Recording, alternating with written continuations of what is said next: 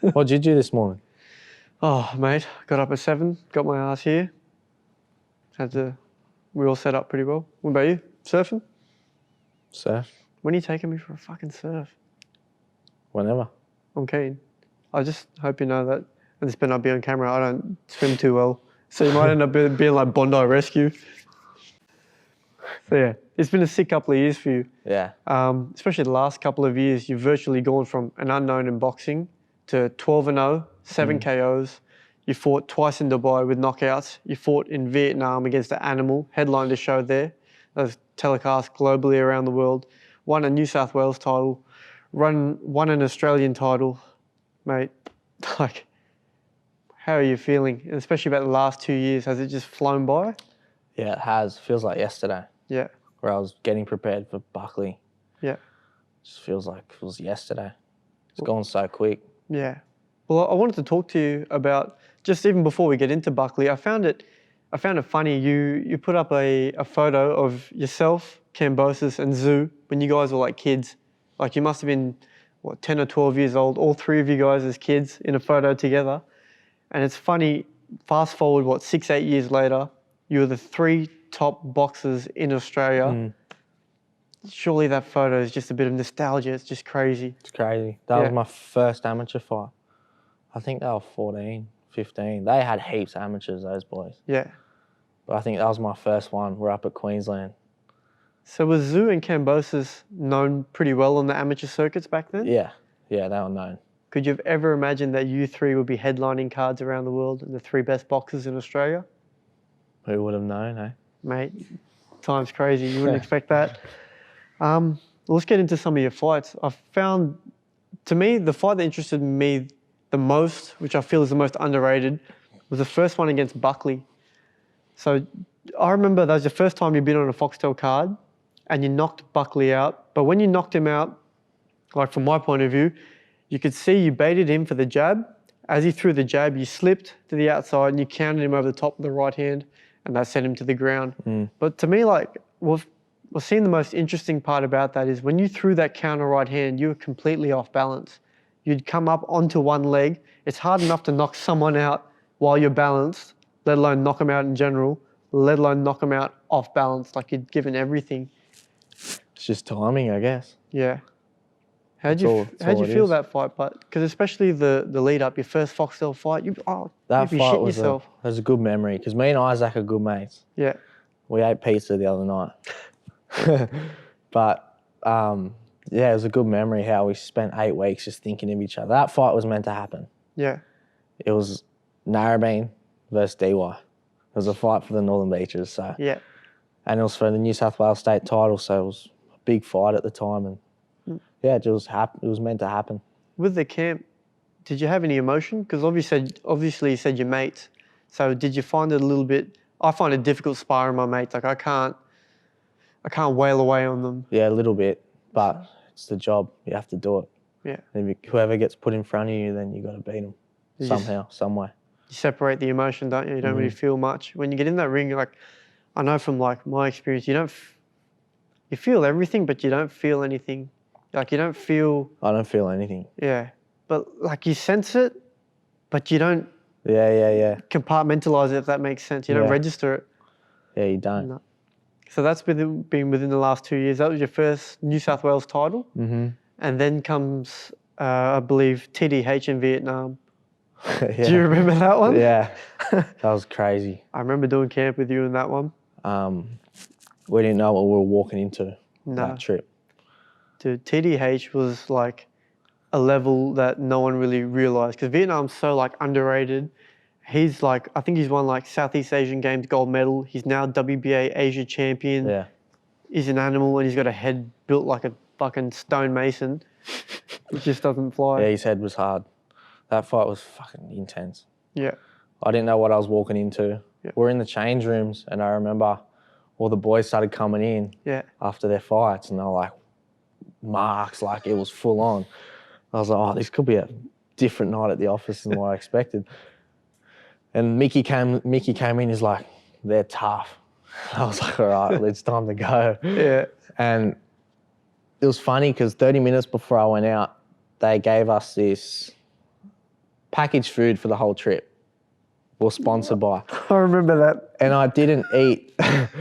The whole trip, I didn't eat it. And I was like, I'm not eating that. Like, I don't trust them. And then for some reason, okay, I'm hungry. Before the fight, I had a few mouthfuls of this package. I don't know what it was. It was rice or like. Yeah, it was shit stuff. And I just almost straight away, once it hit my gut, I was like, I started feeling nauseous, getting sweats. I was like, fuck, what's going on here? So I went straight to the toilet, just put my fingers down my throat and just got it out right before I went out. Tony's like, what's wrong? What's going on? I was like, bro, I'm vomiting. I'm vomiting. And then, yeah, we went out and fought, and that was a closer fight than what people, you know. Yeah. You know, do you know how many views that has on YouTube now? No. 1.7 million. And TDH, sorry, I can't pronounce his name for the life of me, but he's now doing movies and stuff in Vietnam. He's like the Jean-Claude Van Damme or whatever of Vietnam. Yeah, But it's weird. We had a hell fight, and he was there to kill me, basically. Yeah. He wasn't there to... And plus the money they gave him to win, like, if he won, that's life-changing for a Vietnamese opponent. How much was it? Do you remember? 20 million dong or whatever. Yeah, I think I remember it was like 20K US. That's what it was like the equivalent of. That's a lot of money. You could retire on that money in Vietnam. I remember, like, I think I was 2 before you. Remember we got escorted out? Did we? Because there was a stabbing and stuff. At the end of the fights, someone was getting stabbed. We were like, oh shit, get me out of here. That was hectic. But I remember, I think I fought 2 before you. And I was like shitting myself. Like, we're in Vietnam, it's hot, it's humid. And we were like fighting this guy who's meant to kill me. I'm like, oh crap, here we go. And I walked out and I came back and you're like, how'd you go? I'm like, yeah, it was all right. And then I remember you were all like, you're pale. I was like, Tony, what the fuck, what's up with Mateo? What's going on? He's like, man, I think he's just had a bit of a chunder in the back rooms. I'm like, oh God, here we go. But then you came out and like you started like a bull. Yeah, I needed to show him that I was there to fight. Yeah. And then, but he was, you're not getting TDH out of there. I was hitting him and his head was so hard, like it was just punches are flying off, coming off. Just had the box to win. The head of a fucking melon for a head, doesn't move. Yeah, and he wasn't moving. Nah. And that was a controversial fight. Every time every time he'll throw a combo and nothing will land, the whole crowd will go crazy because it's Vietnamese opponent or Vietnamese crowd. Yeah. I remember that because But nothing was landing. Yeah. I remember, I've watched that fight back a couple of times, your one, and there's things that like graze past you, and because they're still like pretty newbies in their professional setup, they still have the amateur style, so they probably count that as points. But like you said, they were pro fights, so they don't go on your record and they don't count for scoring. And then you come back from Vietnam with a sick experience. Where do you go from there? You go Copland. Copland. Mate, wow. Tell us about the Copland fight. So it was on New Year's I found out about it, New Year's Eve. And I was on my way to get like, as you would, you're 20 years old, you're going to go get pissed on New Year's. Yeah. No fights coming up. And I had a 6-pack for the afternoon and I was walking and Tony just calls me out of nowhere. He's like, look, mate, I got something to tell you. I was like, what? He's like, you're fighting February 4th, I think it was. And I was like, and he just hung up. He said I was fighting against Adam Copland, this and that, and then he hung up. Yeah. And I clicked like this. And I remember at the time, I was with my ex-girlfriend and she was going, what the fuck's wrong with you? What's going on? I was like, I was speechless. I was like, fucking drop my beers. Yeah. It was pouring, went for a run in the rain. I was like, I have to stop. I have to start now. I went for a run in the rain, came back. That's how it started, that camp. Just straight away. 4 weeks to prepare for that. Fuck. So I stopped everything, didn't go out and get blind, had 2 cocktails and dinner. And that's where it started. Had 4 weeks to prepare. That was shambles. Did you even make midnight? No. No. How about the rest of the 4 weeks of the camp? Was it a shamble or? Yeah, a little bit. We were training hard, but 4 weeks isn't enough to get prepared. Especially, I knew Copland was training beforehand for another fight. Yeah. So I knew he was ready. So it was hard. How'd that play on your mind? Because like, for me, it's the worst. When you know your opponent's training, and you know your opponent's training and you're not training, or you've only got a limited lead up, like, for me, that plays on my mind because it's like, damn, have I done the work? This asshole's been working harder than me for this camp. Like, the demons start to kick in then. Yeah, they were. Yeah. But if you saw that fight, you see how I came out. Like a bull. I came out like he was nothing, and I showed him I was there to fight. So I won the first 3 rounds easy, scored a knockdown. So I knew I was ahead, but I knew I was unfit. So I was like, I gotta pace myself. 4th, 5th, then 6, 7, 8. I think I won. Yeah. And that's how that. And he was tough. Copland. Mate, he wouldn't move. He didn't go away. I remember watching I think I was there at the fight that night, and then even I watched the fight back and watched the commentary. And the commentary's like, in the first round, you came out like a bull, you dominated. Second round, they're like, the commentary's like, oh, Mateo Tapia needs to be careful here. You know, he's slowed down a bit, needs to be careful. Yeah, they were giving Copland a bit of a rap. But and then out of nowhere, he just threw an overhand right and he gets dropped literally the second. That's boxing. You know, they can't save you in the ring. Nah. If you're in a fight, it's different. But I felt you were pretty mature in that fight. Like you said, you started off like a bull and you knew you didn't have the fitness to maintain that pace for 8. So you controlled the middle round, you slowed the pace down, you sat on the ropes like all Mexicans for some reason love to do. Just fighting senses, you got to survive. Yeah, and then you finish strong. Yeah. And then to go on to Gaganpreet Sharma. That was your debut for MTK on where was it, in Dubai? Yeah. I remember we were in Vietnam that time as well. That was the first fight I've had where they've kept me on call, and I didn't know if it was going. What do you mean by going on ahead? call? Like they were saying, yeah, it's happening, but there was nothing on social media, nothing happened. It wasn't hearing anything, so I didn't think it was true. Yeah. So then again, they called me up 4 weeks before, booked my flights, but I was straight away. I was like, oh fuck, shit. I got 4 weeks to get prepared for this dude. And then Tony chucked a spanner in the works and he's like, we're going to Vietnam. Come. I was like, what? He's like, do you want to stay here or go to Vietnam? I was like, well, let's go to Vietnam and then go to Dubai. Yeah. When I got to Vietnam, it was the last week, basically the last week of sparring, and then you taper off. But I didn't get any sparring that last week. I remember we struggled to find you anyone at that level. And that played a big part in my head. Yeah. I was like, am I prepared for this dude? And I was seeing videos of this dude. He could throw. Yeah, the head. So then I just clicked again. I was like, I'll go in there and I'll die. I don't give a fuck. I'll win. Yeah. And that's what happened. I went in there, dropped in the first round, but it sort of woke him up. Mm-hmm. He didn't stop coming the whole fight. I loved when and you... my eye was... Yeah, I remember that when you came back to Vietnam after the fight, you had this like massive eye just sticking out. I'm like, fuck, Mateo. But I love that fight because when you dropped him in the first round, I remember we were in, all our Team Australia, we were in Vietnam watching on the big screen. We're all cheering like, fuck, go Mateo. And you can see you sit in like a shoulder roll in your backward stance. You're baiting him for you can see you're baiting the right hand to come over the top. And he throws it, you roll, and you come back with a hook and you just bang on his ass. And I was like, whoa. I was like, okay, this will be an early night for Mateo. But this bastard didn't go away, man. It's like you pissed him off. He just dug deep. And was it round 5 or round 6? Round 7. Round 7. Okay, so my research was shit. But round 7, where he landed the body shot? Yeah, he landed one, hurt, but it didn't hurt. I just knew I was winded. Yeah. I was like, fuck, I got to step out and breathe here. And he knew, he kept coming at me, throwing punches, but he didn't get me out. And then the next round I went out. Yeah. And I stopped him. How'd you mentally compartmentalize that moment where he's hit you with a body shot and he's going crazy? You're sitting on the ropes. We're screaming, get off the ropes. But you're sitting on the ropes. Like, they're like pressure moments that you literally could have broken then and then... I was super relaxed. I knew I was all right. Yeah? I was just winded a bit. That's boxing. Yeah. You're in a fight. You're going to get hurt. And yeah, I was super relaxed for that moment. He was throwing punches and I was just with my hands down, just going, whatever. It's just a fight.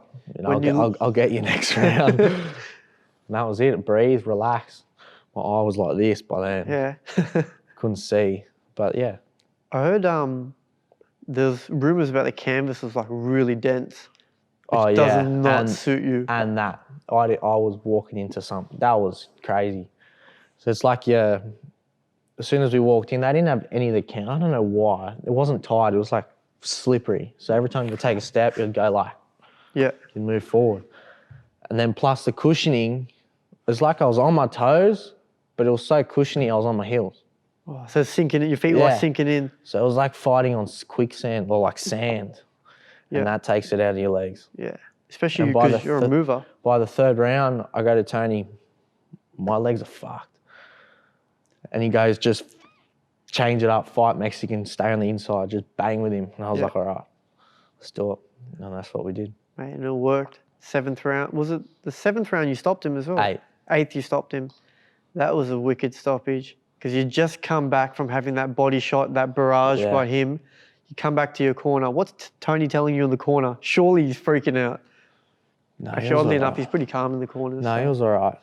I don't remember much in the corner. You don't? Nah. It's funny because the corner's like the most critical 1 minute, but when you look back on your fight, it's the part you remember the least, oddly enough. Yeah, I don't remember much. Yeah. I don't remember what he was saying that much. Yeah.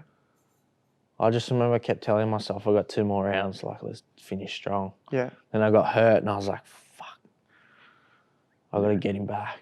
And I did. I hurt him in the 8th and then just landed a few shots and he was gone. It was a good stoppage by the ref. I'll give him that because Sharma had taken a beating for most of the fight. Yeah. You just had that one spell. Got to think about the fighters. Yeah. After Sharma, you got mate, Quinlan. That's a big one. 10-rounder, Aussie title. You win that, puts you basically on the map in Australian boxing. That was my first proper camp, put it that way. Of all your pro fights? Basically. So you're 10-0 and your first proper camp was Quinlan and you saw what I did to him. So tell me, what do you mean by proper camp? Well, for my first few amateur fights, I was basically training myself. You're amateur or pros? Pros. Yeah. So we'll get into that later, but I wasn't all there, 6, 7 weeks is not enough and you're not doing the right stuff. But I finally got a good camp out. Everything was set, no corners were cut, everything was ticked off. Yeah. And that's what happened with Quinlan. I just outboxed him pretty easy. And I didn't really was fazed by him, It was normal. It's like another day in the office. Yeah. When you say everything was ticked off, what was ticked off in this camp that in previous camps hadn't been done? Or specifically, what did you? The running? The running. Every day we're running. Yeah. Every single day, whether it's sprints, the conditioning as well, but just more important, the running. And more important, the game plan as well. When we were sparring, it was just technique. Yeah. We'll have a few hard days, sparring days, but it was, we're working on something. The game plan, and it paid off. What was your plan for Quinlan? Because it kind of looked like you fought like amateur style in the sense that you were in, you were out. You weren't standing in the pocket banging, trading with him, except for the last round. It just looked like that. That was a bit of a show for the crowd. Was it? I made that a bit of a show. I knew I was ahead. By almost every round. So they couldn't take that away from me. And I was like, I'm going to give the show a bit. And I remember smiling at Tony and he was banging away at me. Yeah, I imagine. And that fight, why would you bang with a person that has power? Dude. You got to fight with brains. Yeah. You can't. I got caught with an uppercut in the 4th round. Reynolds probably going to like this one. Yeah, you hurt me, but you didn't see it. I didn't show it. Poker face. Yeah. He rocked me with an uppercut. And I remember looking back at him, my vision was like, whew. And I just kept telling myself, I'm okay. And then boom, I was sweet. But then from that, I was like, why would I put my head in that position again? And I never did. Never got hit again. So you learned pretty quick from that mistake? It was just like, why would you bang with a person that just wants to fight? No, and he's got a lot of experience too. He's fought Eubank Jr, Buatsi. Former world champion. Yeah, and he knocked out Daniel Gill in 1 round, so you know he's got power. He's no bum. Yeah, he had a bit of power, but he was all right. Is enough to handle? Enough to handle. Yeah. What about his boxing ability? It didn't look It was real. He looked real timid when we were fighting. Like it was like a real back and forth. Like we didn't know. I was gonna go, he was gonna go. I was gonna go, he was gonna go. It was like that type of fight. It was like a little chess match. Mexican standoff. Sorta. Yeah. You can put it that way. Do you ever get intimidated by? I know it sounds weird, but looking at their physiques, because as a super middle, you're not a very large super middleweight, are you? You're not gigantically tall. You're not gigantically muscular. No offense, and you look at Jeez, mate. Because you look at Quinlan and he looked like holy shit, has this guy been like huge? You know what? Shredded. Bodies don't mean shit. It's how you fight in here. Yeah. Bodies don't mean shit. You can have fucking man boobs and still fucking. If you know how to fight, you're in trouble. So you just got to be careful. Yeah. That's it. And then that brings me. This is all within the last 2 years, by the way. This is literally knocking off 2, 4, 6 fights. We're about to mention your 6th one, mate. This one was unbelievable, and I had the privilege of being in your corner for this fight just by chance. You know which one we're talking about? The Dubai one. Stevie Collins Jr. How was your camp for that fight? Did you tick it? Every box. Ticked every box? Every box again, because I'm boxing full time. Yeah. There was no distractions, just in the gym every day, running every day, sparring 3 times a week, conditioning, you know, every box was ticked. And not just in the gym, outside the gym, diet. Yeah. That's important, what you eat, what you put in your body. And yeah, you saw what happened. Yeah. Apparently he was tough. Apparently he was meant to be there for 8 rounds. I had that in my head. Yeah. This fight was going to go the distance. But as soon as I hit him once, I knew this guy's not lasting. I'm going to get him out of there. And I did. I put him on the ropes once, one right hand, and I saw his legs go. And that was it. It was 1:57, I think, the stoppage. And I remember I was in your corner with Tony. The bell rang. I went to grab the box of your mouth guard. I looked down, I looked up, and you guys are together. What the fuck? The bell just rang. And then the next thing I know, I walked around Tony to grab the bucket. I look up, and the fight's over. I'm like, what the what's going on? It was literally it felt that quick. Yeah, and then when I watched it back, he came out like a bull. That's probably his game plan. He knows he's not going to outbox you. I don't know what he's going. Pressure. And it had to be. Because he ran at me. Yeah, literally. And then you see him, what I noticed the most, and for me, which stood out to me the most, was you're in the clinch, under pressure, on a big show in Dubai, telecast around the world, you're in the clinch, and you still have the calmness and presence of mind to look at Tony and then just look for advice while you're in the clinch. Like, this guy's a killer, and you're in the clinch, calm, looking at Tony for advice. I was like, how the fuck are you able to be in that ring and compartmentalize that element and still take in information? Like, I don't know. I was relaxed. Dude, it was crazy. I was relaxed. I knew I was fit. I knew I was ready. I was like, once I get my chance, I'm going to hit this guy hard. Yeah. And that's what happened. I hit him hard and he wasn't there. No. Did you feel any of his shots? No. He hit me with one left hook, grazed past my eye. Yeah. But other than that, nah. Dude, that was the moment I saw you change. The moment he landed that left hook, and you know, I've told you about this in the past, I call you like bipolar because you got like multiple personalities. But 100%, I've seen it like, even, I remember I was in camp with you around the same time. We were training, and anytime we'd run, and you'd get to like a moment where you're like, you know that moment where you want to quit and you're like, fuck, I've had enough. Your face is like 180, you change, you go blank, no expression, and you change. I've seen the same when I spar you. And every 15th round, if I land one punch, I see you just change. I've seen it when you spar Tim Tszyu, when you spar Rowan Murdoch, all these big boys, your face changes. And it changed in that fight. When you fought Collins Jr. and he landed that left hook, you literally changed and you're like, fuck this. And you started throwing leather at him. Yeah, I was like, I've got to give him some back. I can't let him do this. Oh, it's crazy. And the stoppage, man. I was shocked. But I thought the referees was the worst. You landed he was out on his feet, You landed about another 6 or 7 punches from when he was unconscious, and then the referee's still counting. He's out on the floor like unconscious, and the referee's giving him a count. Yeah, it sort of hit me when he was like trying to get up a few times, and you could see he was struggling, and I was, the human comes out of you like, fuck, what was that? And yeah, that was it. We got out of the ring, and I was just scratching my head. I was like, what the fuck just happened? I found it like also incredible that neither you nor Tony celebrated straight away. The moment you had the knockout, you didn't go like crazy jumping on the ropes. Nah. You went straight over to him. I had to see if he was all right. Yeah. And he wasn't. No. He went to Tony. He's like, "Why are you in the ring?" Like he didn't know what was going on. Fuck. That's scary. And then he was all right. Yeah. But he was all right. Yeah. Thank fuck. It was brutal, man. Thank God. Sorry. So you had good camps for that. Good camp for Quinlan, and you see what you can do with a good camp against 2 top-class opponents. And I kind of, I give like MTK a bit of credit here because after Collins Jr was knocked out pretty bad, like they retired him and they gave him a job. So how's that for you for like working and being part of an organisation that actually cares about their fighters? Look, that's rare. That's MTK Global. I've had meetings with them, and you know, there's a lot of people you can't trust in boxing. There's a lot of sharks out there. Oh yeah. But these guys are different. You know, I've had meetings with them, and it's all about us. Makes you feel comfortable. You know, even if that ever happened to me, I'll know that they've always got my back, whether it's, you know, whether I keep going or not, you know. Yeah. They've always got something planned, you know. They always got a plan B for us. They're going to look after you. Mm-hmm.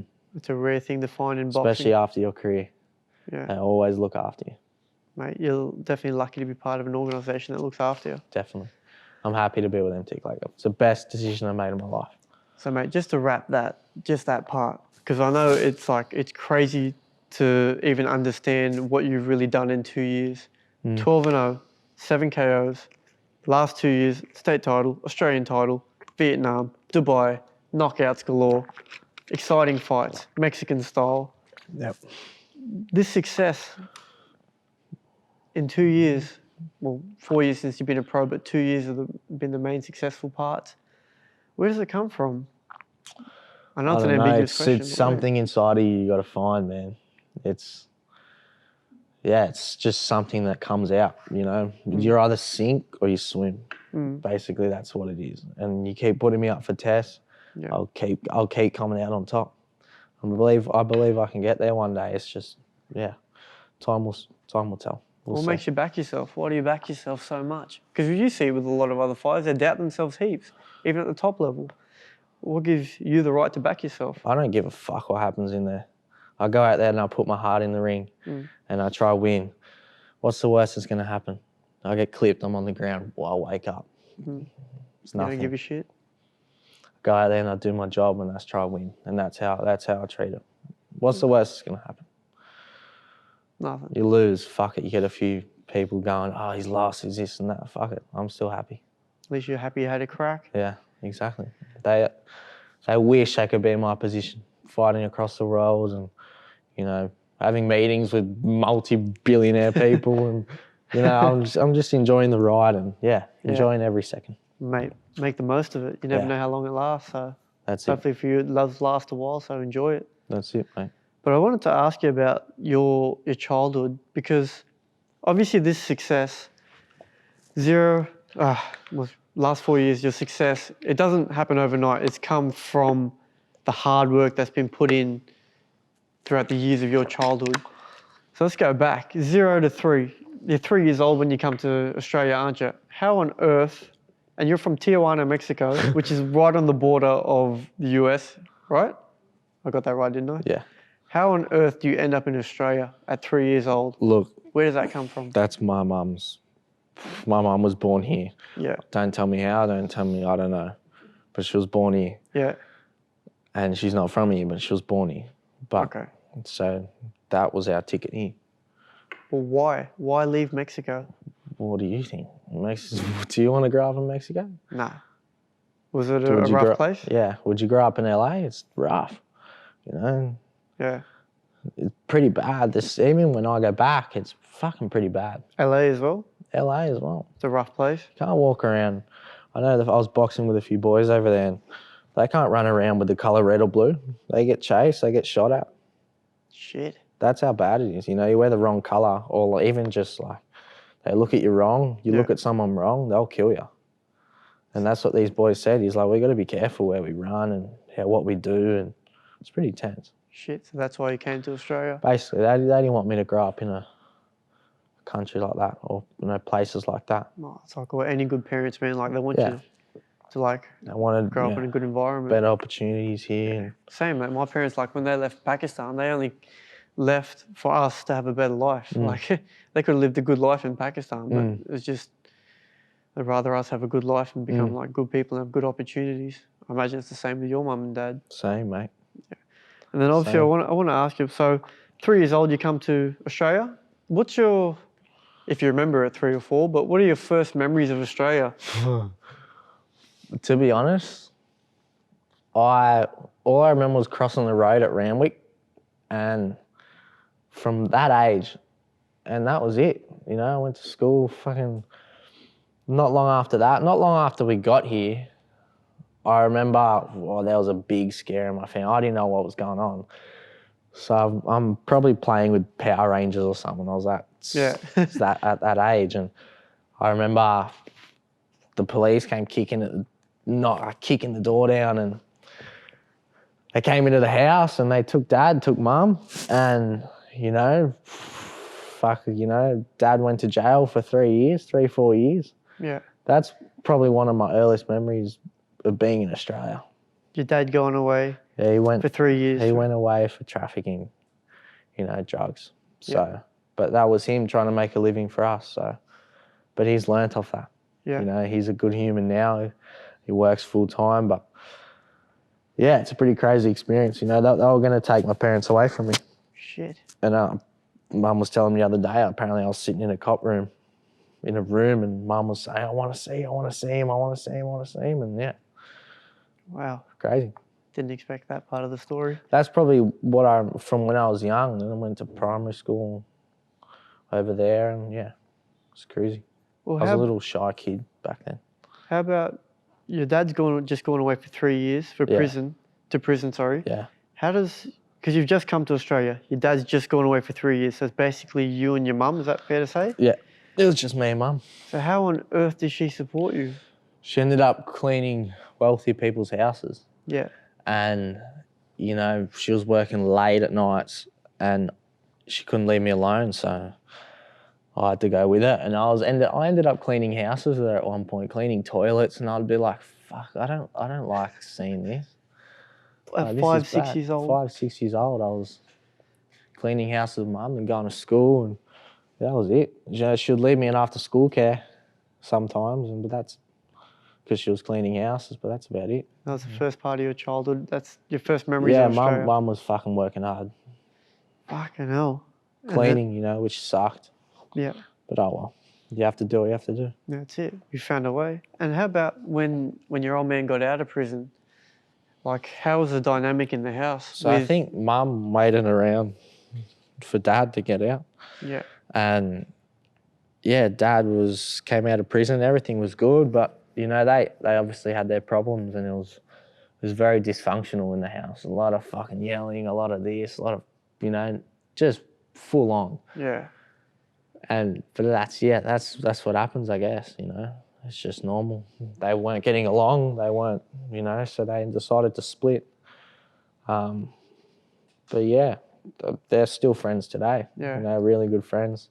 So what do you remember specifically about that part of the dysfunctional household? Was it just constant screaming and yelling? I remember one day, I'll laugh at this one. One day I was, they were yelling and I don't know what I was doing, but I just remember them yelling, and Dad was like chucking shit, going, fuck this, I'm getting out. So then, whatever, it was full on. So then Dad's walked outside, took his blanket, took his bag, a pillow, and he's walked outside. And Mum goes, come on, we're fucking going to find him. I was like, where would he go? Like, I don't know. I was just sitting there like this. And then Mum we're driving, and I looked across the park, and there's a tree. And you could just see a white blanket next to the tree. Like, he's just walked down the road just to get the fuck out of the house. Probably Mum was just driving him nuts. Shit. So you it was always like that. Always like that. There's always something going on. Mum's a character as well, so she's she's hard to deal with. And how about, so if that's your home life, where your old man's been taken, you've just moved countries, your old man's been taken away for trafficking drugs, and then he comes out, you're cleaning houses with your mum. Yeah. And then he comes out of prison, and then it's a dysfunctional household. They're like constantly having blues and stuff. And then that's your home life. Basically, yeah. What's school life like?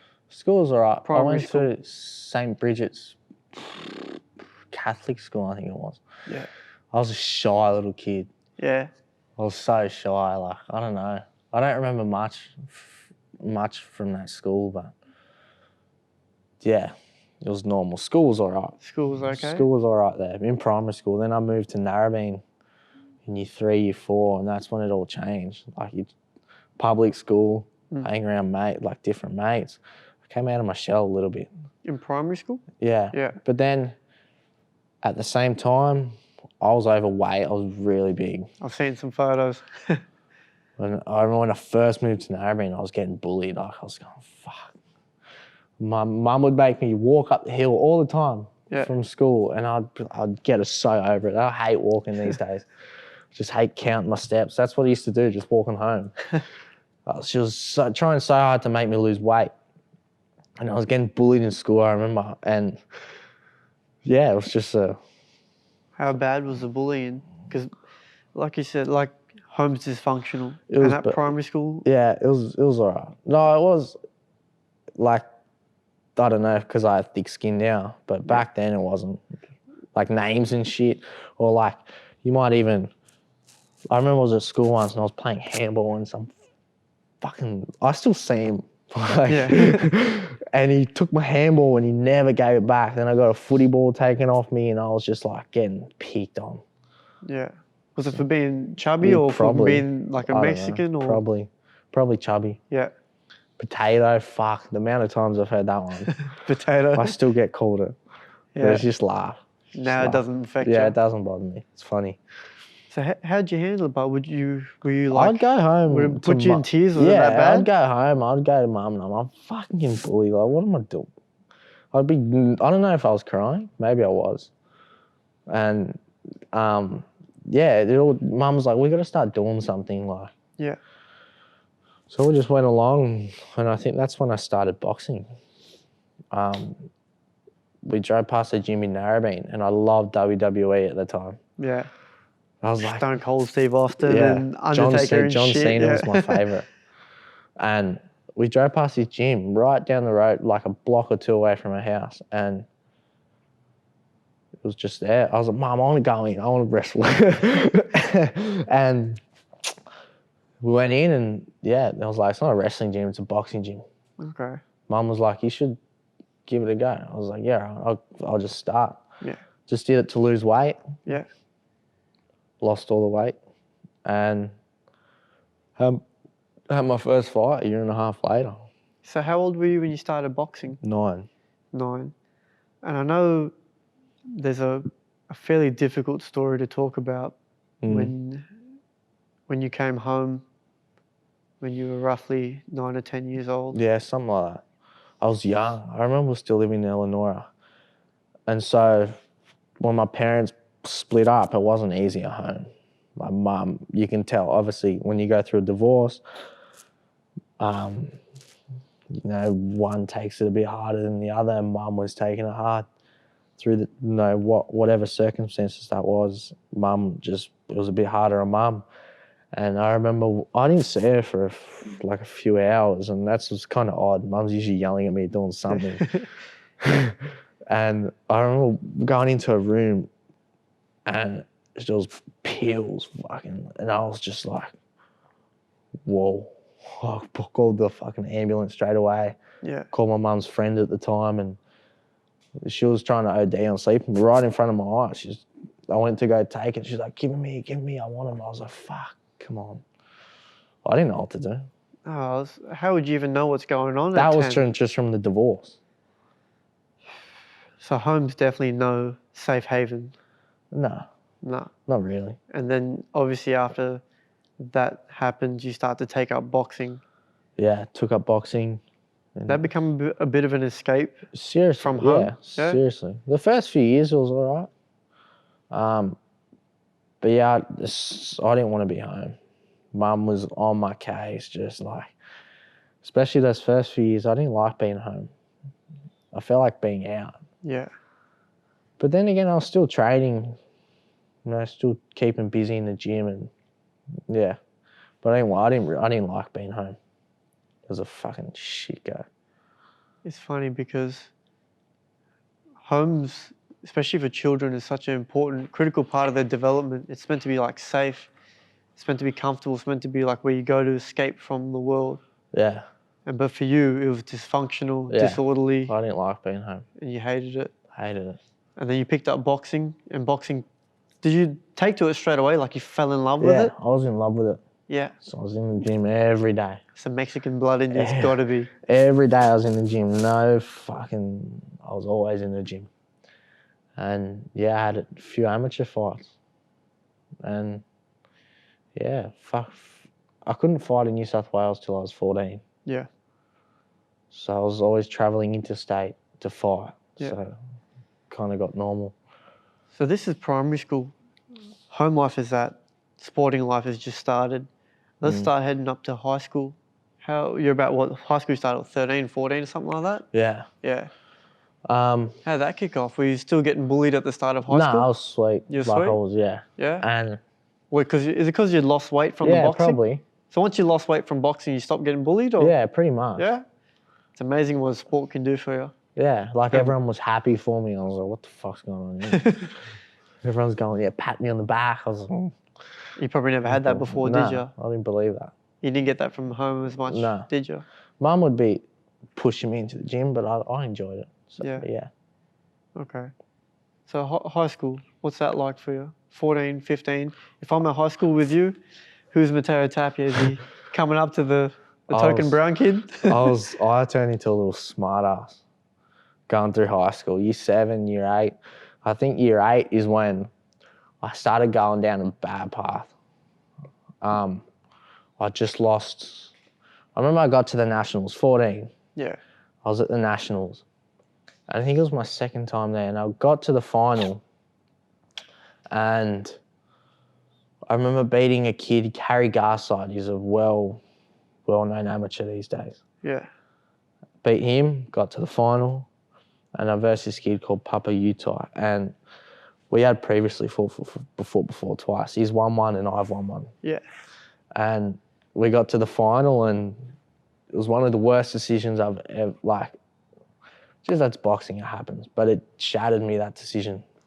I was winning the whole fight just clearly, but there's politics in boxing, and I'm not scared to say that shit. Yeah. His trainer at the time was Australian coach, but as the Queensland coach. Okay. So I was winning the first 2 rounds, and back then it was a point system. Yeah. And I was ahead by 3-4 points by the last round. And I don't know how the last round the points came out even. Went back to count back, and he was 21-20 to him. And that shattered me, man. That was my ticket to go to the Worlds. Yeah. Just to put an Australian tracksuit on was a fucking dream of mine as a kid. Not the Mexican one, the Australian one? Well, I'm in Australia. I'm fighting for Australia. Just to fucking represent my country and the country I've lived in for so long. Yeah. You know, it was hard. That's why I lost a lot of love from that, for the boxing, sport then. As soon as after that fight, I didn't give a fuck. I was year 8. By then I was 14. I started drinking, smoking a lot of weed. At 14? 14. I was every night would be doing something stupid. Yeah. But that's just... Was home life still the same? So you're trying to stay away from home? Mum was usually never home, to be honest. Yeah. She was through the week, but yeah, I lived out the back. I had my own little room, so I was up to mischief, hanging around brung people. Yeah. But that's where it started. You know, that fight that just rocked me, you know. It was hard, especially as a kid. You're like, you couldn't understand it. No. You're like, why the fuck would I keep going with this if I'm getting bullshit decisions? Yeah, that's amateur boxing. Yeah. They pick who they want to fucking pick. And what about you? You touched on you started going down a bad path. Yeah. And 14, you're drinking piss, you're smoking weed. And I was doing worse. Maybe it's just me, but usually they're gateway drugs. Did it get worse? And yeah, did it get got harder? worse. I was still fighting at the time. Yeah. But I didn't treat it seriously. Yeah. Then it just started, went from just weed, then every weekend we'll be looking for something else, and that was cocaine. Every single weekend. It was like 15, 16. So you're on the rack at 15? Yeah. Wow. Yeah, it was just always around me. Mm. I couldn't get away from it. It was, whether it was at home, through my parents, or fucking, they weren't angels. No. But it was always around me, my best mates at the time. It was, I couldn't get away from it. It was just there. So would you ever see your parents racking up? Yeah, I saw it a few times. Yeah. With my best mates. With your best mates? With my best mates. They'd buy drugs off him. Yeah. They're not angels. It happens. No. I can't blame them. It's normal. Well, it's not normal, but to me it's normal. They're normal people. Wow, so you've obviously been around it from a young age. Yeah, I got introduced to all that stuff pretty early. And then after that, after getting into it, it got even worse.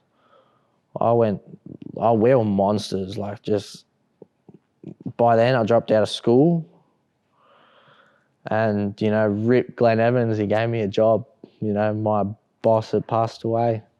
Yeah. He gave me a job, and he was my mum's ex-partner. Yeah. So when they split up again, so mum's just going, I don't know who she was seeing, but she ended up seeing this guy called Glenn.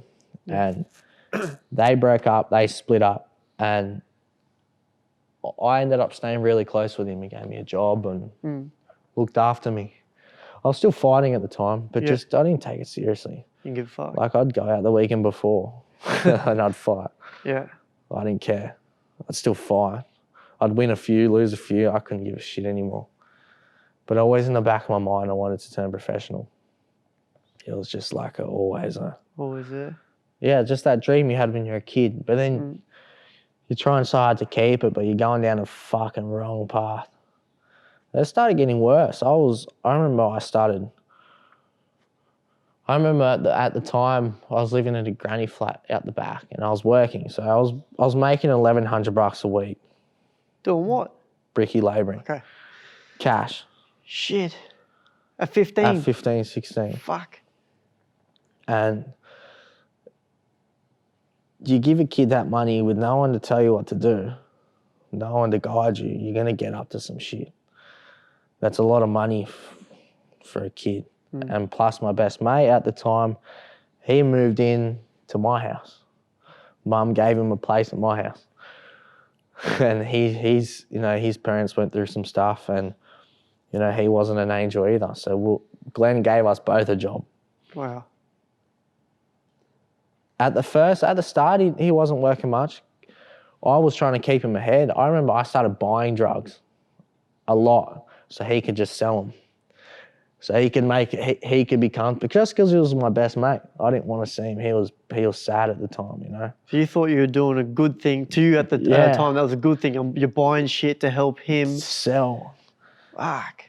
And then after that it got bad. We started losing money. We started losing money, and it was just. And then we got with wrong people. I did some bad stuff. I'm not an angel. No. I remember one day, it was a Q night, I got into some robbery stuff. Yeah. That's life, you live and you learn, and my family knew I was going through this. I don't know how they knew, probably mum known. All this time we're doing this, we were just up to trouble, every weekend we're doing something stupid, something retarded, every night basically. Especially when my mate was living at my mum's. Yeah. Or my best mate. Just mischief. What are we getting tonight? What are we doing? Shit. You mentioned someone there, so it looks like you didn't really have too many role models. No. But you mentioned Glenn Evans. Glenn Evans? Yeah. So he was your mum's former partner. Yeah. And he gave you a job. So he was a bit of a mentor, you'd say? He wasn't Did you work angel. on site with him? Yeah, he wasn't an angel. Yeah. But he meant well. You know, he was an important person in my life, and you know, he looked after me for years. I'd see him. There was a person I'd see almost every day, and he looked after me for years, and that's how it was. You know. Yeah. So he gave you a job. He gave me a job. Gave you some coin, obviously, with a job. Yeah. He didn't know what I was doing with it. No. Dude, 1,100 a week at 15. He would probably laugh from the heavens right now what I was doing with it. But yeah, it's just normal. It's how I went through the trial and error like everyone else, but I'm happy I went through it early and I came out the other end fine. Like I remember at the same time we had this at the same time, I had a car accident that really changed my life. It was a hard one to take, you know. And this was just all in that bad stage where like every weekend we get up to something, it just happened. And we went to a boat party. I was 16 and it was my mate's 18. But I was a year younger than him, so I was sort of like 16, 17. Yeah, and you're cool hanging around with 18-year-olds, yeah. Because I was a year older for my age. Yeah. Or for the year in high school. And then we were in a boat party just drinking all day, doing shit. And as you do. And we came back and so sorted out some stuff, and then we went into this dude's car, and you know, I'm lucky to be here today. Wow. He was speeding. That changed my life. That was a big part. How old were you? 16, 17. Just before I turned pro. What happened in the car? We were speeding. We went around the corner, and I was like, my mate was like, slow the fuck down. I'm like, fucking slow down. Went around another corner, and I was like, oh, tell him to fucking slow down. So I started grabbing on. Yeah. We went around another corner. This was up top at Eleanor Heights. If we kept going right, we wouldn't be here today. We were off a cliff. Fuck. So the cars spun, rolled 3 times, ended up on the roof. I was awake the whole, everyone was knocked out. Everyone was gone. No one remembers anything. But I remember looking at the sky twice and just going, music was blasting, but it was dead silent. It was hectic. And then I remember the car landed on the roof, and I was obviously hanging by my seatbelt. Yeah. And I've unclipped myself, landed on the roof, and I've sort of like tried to crawl out, and I've got stuck crawling out of the window. And I remember looking back in the car, and my best mate at the time, you know, I still see him here and there, but he was lying on the roof of the car, just unconscious. I thought he was dead. Like I was going, what the fuck? And he was 10 seconds later, not even that, he opened his eyes, he was bleeding everywhere, like, and I still couldn't get out of the car because I was stuck. I was just stuck, and yeah, as a miracle we fucking survived that one. He broke his collarbone, didn't even know. Wow. We walked home. We made sure the driver, and once Amber, we made sure the driver and stuff were okay. We walked home and we kept partying. You didn't give a fuck? There was probably like 30 people waiting. My house was the party house growing up. Yeah. So there was probably like 30 people waiting at my house for us. Yeah. They didn't know what we'd been through, so someone's called me, we just got in a car accident walking down. Like, and we came out all bloody, like, and we just kept partying that night. It was boys went to the hospital. Yeah. But yeah, we kept partying for a bit. So how'd that change your life? Because obviously straight away it didn't, because you went back and partied. But yeah, but then I woke up the next morning. Holy fuck. I woke up the next morning and I was like, fuck. What the fuck am I doing with my life? Like I was heading down the wrong track. Yeah. And I always went back to the gym. And my dad found out about it. He's like, what the fuck are you getting up to? Like, fucking put your fucking head in. What the fuck are you doing? And yeah, fucking I always went back to the gym. I was still training at the time, but the gym was like an escape. So you're on like 15, you're 14, 15, you dropped out of school. You're working, making $1,100 a week. On the weekends, you're on piss, you're on rack, weed. Every weekend. Every weekend. And you're still training boxing, but... Yeah, I was still training. I don't know how you manage that, but you're still training boxing. Yeah. And then after your boxing's finished, you're still boxing, and then you have this major car accident, and you're like, holy fuck, what am I doing with my life? Yeah, that opened my eyes. Yeah. That car accident really did, because we're lucky to be here today. And the ambo was Chucky at the time, a guy, one of my mate's dads from Narrabeen, and he found out I was in the accident. He was like, what the fuck? You know, I was starting to get frowned upon by then, like, he's a boxer and this and that. But he's been a dickhead. What's he doing? Yeah. Why is he hanging around these people? You know, I was bad. But oh well, you lived through it. Yeah. But I know that type of lifestyle, especially at that age, it's not sustainable. Like, it plays on you mentally, like your demons and stuff like that. I've seen I've lost close friends to drugs. Yeah. I've seen how it affects them. I've seen how it affects the people around them. It's something you never forget for the rest of your life. Yeah, you know, I've had days where it just keeps up with it, even till now. You know, you get days, but you just live and you learn. It's just you know, but yeah, you do get days. Was there a tipping point where all the drugs, all the alcohol, I'm just guessing here, but underage sex and all that type of stuff? I remember I went to schoolies, and I had the trip booked, so I was going. Yeah. And I told myself that was the last fucking hoorah we're doing. Yeah. Like in this scene, and yeah, I got to Bali, and my uncle and dad was there, and they knew what I was getting up to. This was just before I started robbing houses, just before I went there, and fucking my uncle pulled me aside, and he's not an angel either, obviously. He has his past, and pulled me aside, and he's like, hey, fucking, what the fuck are you doing? Like, you're going to end up dead or in jail. Like, that's what I took from that. We spoke for like 40 minutes, and he was just hammering me, peppering me, just all the time. Yeah. Like, you got to fucking change. You got to change. And I told him, I was like, I want to turn professional. And they're like, they didn't believe me at the start. Because you've been a dickhead and not taking even your own boxing seriously, let alone your own life. I had a good chat with Dad and him, and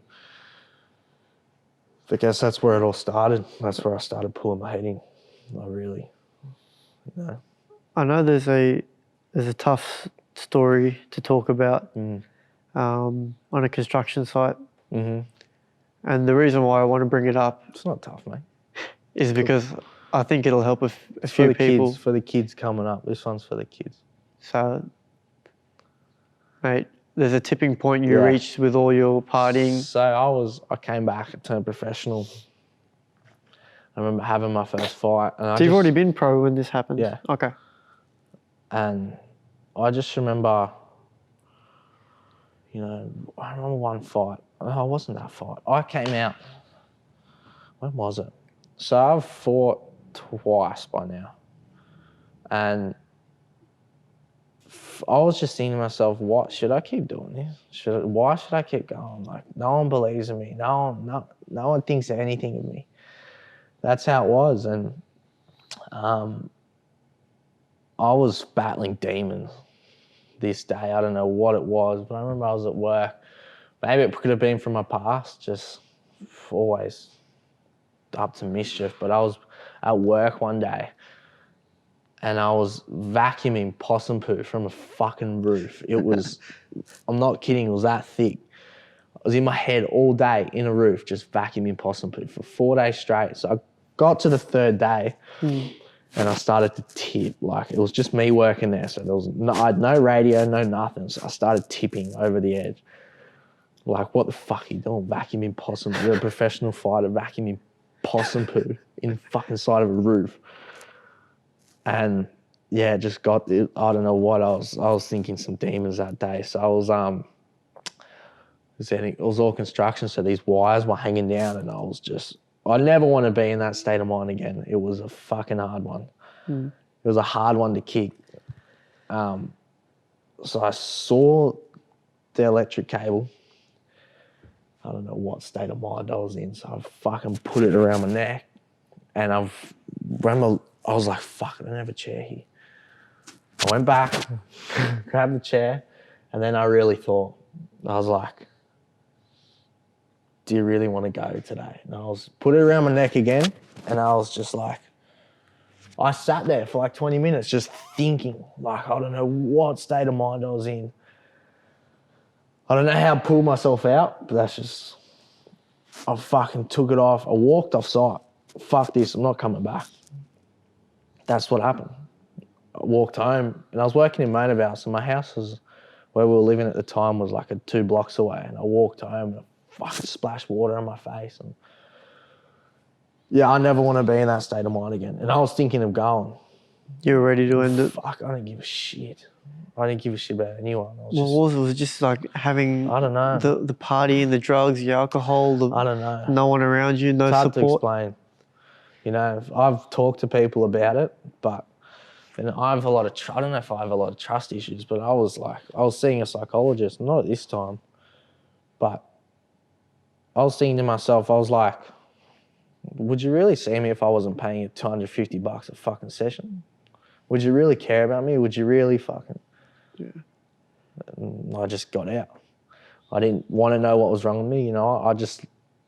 Today I just live, you know, day by day. You know, if something goes wrong, next day's a new day, you know. That's it. That's how I live today.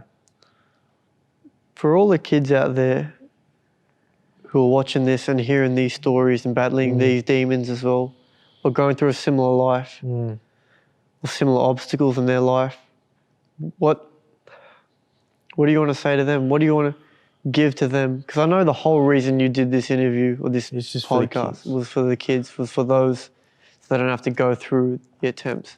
Look, I would say listen to your parents. Listen to the people close to you. I didn't have that. Dad wasn't around, Mum was never around, so but listen to your parents. They want the best in you. If you don't have your parents, find that someone that helps you, you know? Yeah. That motivates you. And I don't know what it was, because I didn't have motivation at that time. The trainer I was with, even this, you know, the trainer I was with him for 10 years, you know? You know, it hurts me talking about it, but fuck, I couldn't trust him. You know, but I don't care what people are going to say on this. You know, it was more for his limelight. Okay.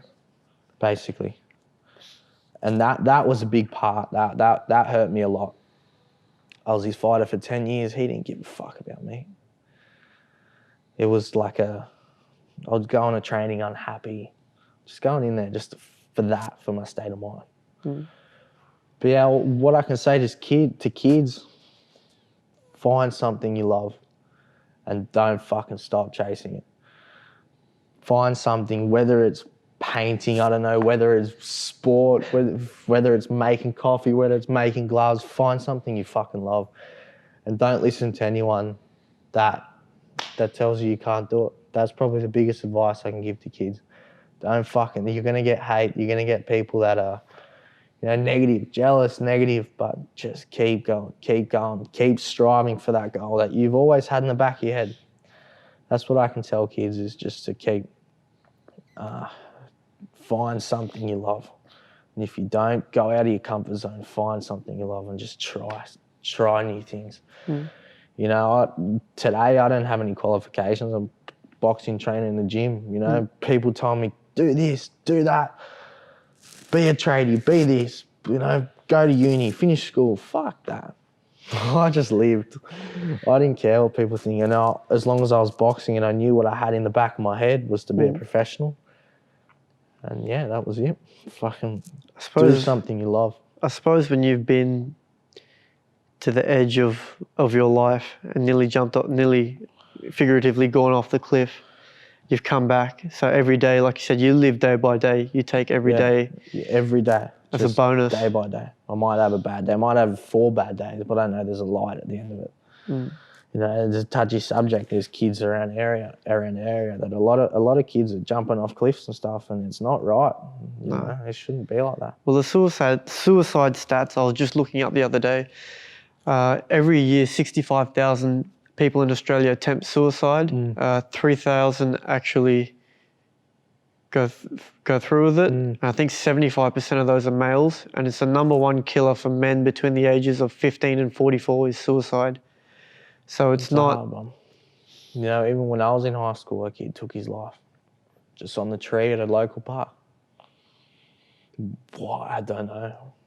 It's demons, man. Fucking demons. They get to you, but Yeah. you gotta try your best to fucking get them out of your head. Well, we come through that. That's your childhood in a nutshell until you're 18. Pretty much. But I know there's a little bit of light in the middle of in that childhood, because I know you used to go to camps with Yuka Morales and Justin Fortune when you were 14, 15. Like, that probably explains your style, because stylistically you're so different. Fuck, that was mum, to be honest. Yeah? And I don't know, she was making money at the time. And she was like, fuck you. I was still going down a bad path. Yeah. She was like, fucking go to the States by yourself. 14, 15, I'd be traveling LA by myself, living at the trainer's house. Yeah. Well, the first time we went, I was with Glenn Evans, my boss, and we lived at Justin's place for a month and a half, and then he'd take us to training, but just show us it's a whole different world over there. Yeah.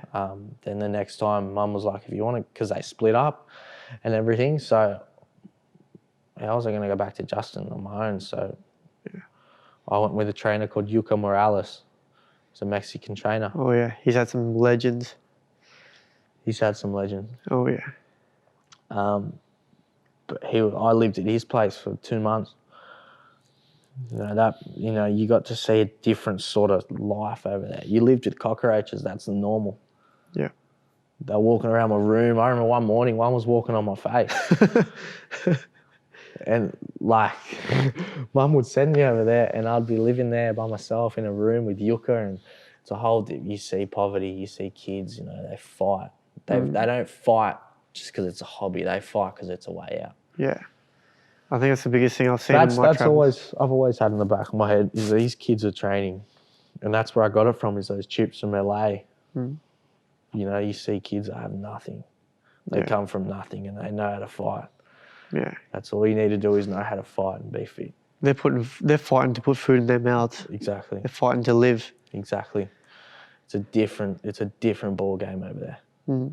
Every shot they throw, there's meaning in it. And that's what I think a lot of Australian fighters are lacking. It's not a hobby. It's a dangerous game. These guys got to eat. So yeah, I learnt a lot from those trips. Boxing. I had a fight over there. I remember I lost. I got my ass handed to me. Yeah. But I just experienced that early. I got rocked. I was fighting a kid 5 kilos heavier, and I didn't know what was going on. I've had a few fights here, and I got rocked bad. The first time I got rocked, I lost that fight, but then I came back. I went to Ringside World Championships with Yuka. Yeah. And I had my first fight there against a boy from Miami. And he was like, he went on to win. And my fight, that was another robbery that they took away from me, and I'll never forget it. His coaches came up to me after the fight and they were like, I'm so sorry. I was shattered. Yeah. I was on the phone to Mum. I was going, fuck, why would I keep going? This is another one, another robbery, And I'm guessing you go back home, go back into your lifestyle with the same people. Back into that. Sweet. So, Mateo, you're talking about obviously all the difficult things you went through as a teenager, the constantly being surrounded by drugs, alcohol, dysfunctional household, the suicide attempt, the mental demons. And then now it's come to light how you've become successful in the last 2 years especially. So it shows that your success has come about from the trials and tribulations you went through in your teenage years. Now I see you when I see you now, things are fairly different. I see you teaching a kid. I don't know who his name is, but you look after him. I saw you buying him an acai bowl, training him. And I see your relationship with Tony. He's almost like a father figure. Like, I remember you telling me, like, you're that close with him. You can literally tell him the amount of pubes you have on your balls. That was your exact words, I believe. You know, I can walk in here and I can tell him anything. Whatever's on my mind, I can tell him. He knows the demons that I fucking go through. Yeah. He'll call me after training all the time. Sometimes he'll see me walk in that door and he'll know something's not right. He goes, go the fuck home. And he's like, just go the fuck home, just relax. Don't worry about training. That's what Tony was that dude to me where, you know, someone that was putting me in the right track. He basically guided me from when I turned. And it started when I was in my third professional fight and he wrapped my hands for my fight. And I was coming in to do sparring and whatnot. And at the time, my coach was away. So I was basically training myself, coming to sparring myself, running myself, going to the gym myself. So I was in the fight. I versed Ray Ingram and I was at 69 kilos. I was like this. Depleted. I don't know how I made that way. It started there when I realized, like, I don't know why. I don't know why I kept going. It was just, so I was in the fight. And so Tony's wrapped my hands. So I was in the fight. First round, won. Second round, he won. And I made it hard on myself. I think he was ahead by the fourth. He won the third. And I went back to the corner on the third, having my trainer in front of me. But I was coming here to do sparring and stuff, so Tony was looking after me, like giving me points how to beat Ray. And at the time, I had my trainer in front of me. In the third round, I was down a round. And I remember just looking like this. That's the only thing I remember from a corner. It's weird. I remember looking like this at my coach. He was screaming at me. Not screaming, saying stuff. Yeah. And I went like this to look around for more. Like, I was like, your shit's not working. And it wasn't. I was looking around for Tony and I couldn't find him. So I went into my own state of mind. I didn't listen to I was like, I want to go out there. I want to beat this kid and I'm changing my life. Whether it's not life, but I'm changing. I need something different. I need to find something different. And that's what I did. From then, I made a move to come to Tony full time. And you know what? He's guided me since the first day I walked in here. He treats me like his own. But Tony treats everyone like, you know, everyone gets treated equally in this gym, which is lovely. But he made me feel warmth. I was content when I was walking in here. I was looking forward to coming here. Yeah. That was the difference, you know. And he's helped me through some fucking bad days, good days. You know, even when I'm having a good day, he always brings me back down. Always brings me back down. That's Tony. Tony's taken me from a lost kid, to, you know, to having a purpose in life. And I'm here for a reason, you know. So that's the way I look at it now. Tony's been that saviour. Yeah. He's given you that role model you needed. He's a character. Yeah. But he took me when I was at my worst, basically. You know, that was the time when that construction site happened. Third fight in. My third fight was with Ray Ingram. And I knew I needed to change. And once I was in that corner, it's like, fuck this. I'm moving. I'm going. That was it. That's the impact Tony's had on you. I see it now because I see your relationship obviously on a daily basis. And it's like watching two kids. You're mucking around with each other. You're annoying each other. We muck around a lot, but when it's time to get to the business and train, we don't fuck around. We train. But we can muck around outside and whatnot, but when we're in here, we train. Yeah. There's something I wanted to show you. It's I'll show you now. I'll pull it out now. It's a small video of yourself. when you were 14 years old in LA. Shut the fuck up. Yeah, I had this coming. Chuck it in. I just wanted to show you it very briefly. Oh, God. What is this?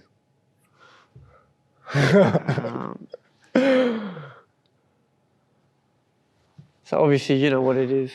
It's a video of yourself. Ellie sack back.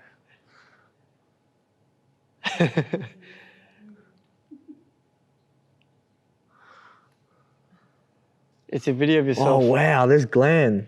Fuck.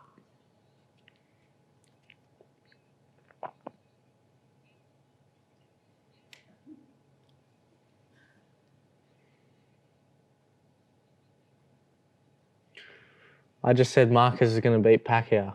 Yeah. And he did. That was cool. Yeah, it's because he's Mexican. You picked him.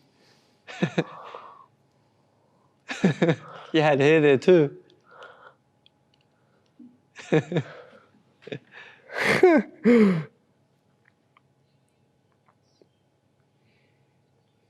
That's fucked up. Sick. What the hell? There's a reason I want to show you that. I want you to take yourself back to being that 14-year-old kid who's in LA training at that gym. I want to ask you, would the boy you were be proud of the man that you've become now? Yeah. Yeah? Yeah. Yeah, I can say that. You'd be over the moon? Over the moon. I took myself from fucking lowest to lows and now I'm living, I'm good. I'm happy. Well, Mateo, I'm happy. I can't thank you enough for giving me the chance to share your story. That's cool, mate. It's I'd rather do it with you than any other fucking knob out there. And I know there's people who'd be hunting down wanting your story who are a lot bigger than I am. So, mate, I appreciate your time coming on here, helping us out, doing your story. I hope we've done you justice. It's cool, mate. Anytime. I'm proud to have been in your corner once. That was like a highlight for me. I'm proud to have fought in the same show as you in Vietnam. So I'm proud to call you a mate too. So, mate, I wish you all the best. Thanks, Thank mate. you. Is it done? Yeah. Beautiful. That was great. That was good. Thanks, bro. Appreciate it, Naomi. Really did. Shot, mate. I appreciate it.